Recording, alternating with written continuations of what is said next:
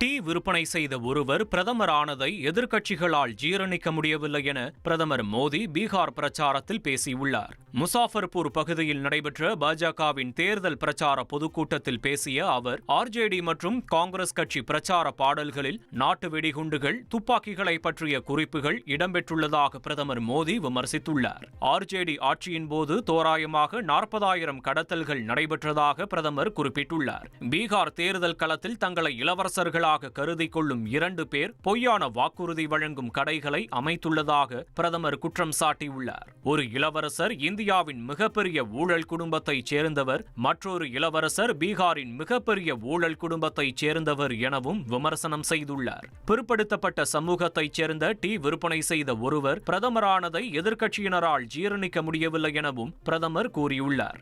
நிலத்தை கொள்ளையடித்தவர்கள், ரயில்வேயை கொள்ளையடித்தவர்கள் பீகாரில் இணைப்பை எவ்வாறு மேம்படுத்துவார்கள் என பிரதமர் கேள்வி எழுப்பியுள்ளார்.